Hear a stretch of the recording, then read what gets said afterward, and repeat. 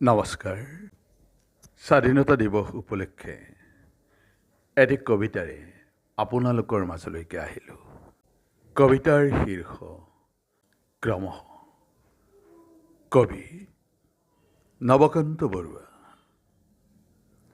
এটা সাধু কথা। এইখন দেশ আমি চিনি পাওঁ, ইয়াৰে ৰজাৰে বাৰী-কোঁৱৰৰ সাধু কথা। আমি যুগ যুগ ধৰি নতুন গঢ়েৰে গঢ়িছোঁ, তেজীমলা মৰি ভোগজৰা হৈ। ৰাজকোঁৱৰৰ সোণৰ কাঠিত পাতাল পুৰি ৰাজকুঁৱৰীৰ টোপনি ভাগে। ওপৰত কাৰ পাখিৰ শব্দ, কলৰ ড্ৰেগন, তাঁতৰ শালত চিলনীৰ যি চক খাই উঠে, মাথো চক খাওঁ। জানিছিলোঁ জানো এইখন মৰা দেশ, এয়া নৈৰ পাৰ। হাউদৰ ডিঙা বেহালৈ অবোধ কেতেকী হৈ এলাগী ৰাণীৰ চকু পানী সৰে। ডাইনী বুঢ়ীৰ হাতত কিমান ৰজাৰ পুতেক মৰে, এই নৈৰ পাৰ। শামুকৰ খোলা ৰ'দত জিলিকি চকুত পিয়াহ লগাই পানী ক'ত, পানী ক'ত সেউজীয়া পাৰৰ ধাননি?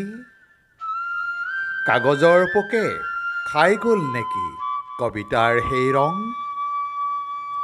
লুইত শুকান, লুইতত পানী নাই, পাতকোৱাবোৰ পাতালৰ বিষ অহাবাত।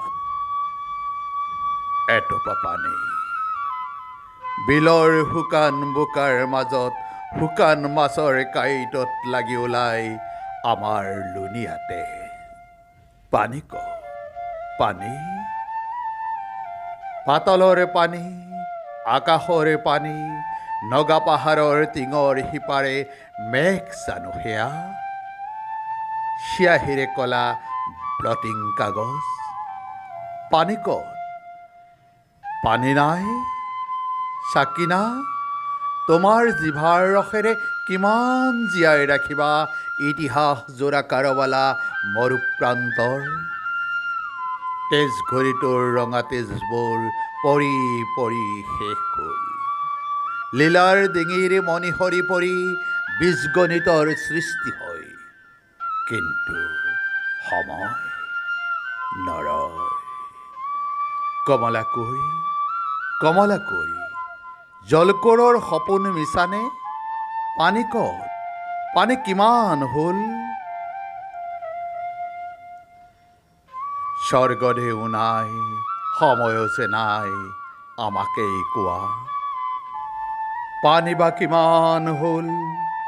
কমলা কুঁৱৰী বুৰি গ'ল, কমলা কুঁৱৰী বুৰি গ'ল, আৰু ইতিহাস চুৰি পৰি ৰ'ল মাথো শুকান আহাৰৰ সিজু কাঁইটৰ দেশ, মৰা পৃথিৱীৰ দেশ। হাউদৰ নাও তথাপি চলিছে, হাউদৰ নাও খৰাং মাটিতো চলে।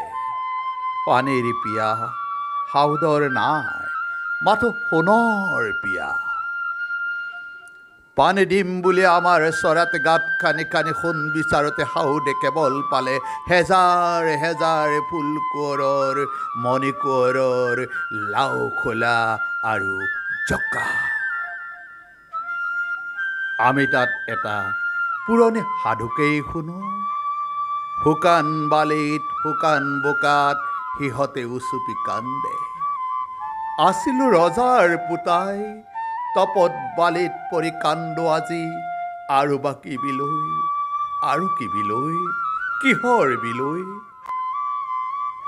আমি জানো কি বেদনা,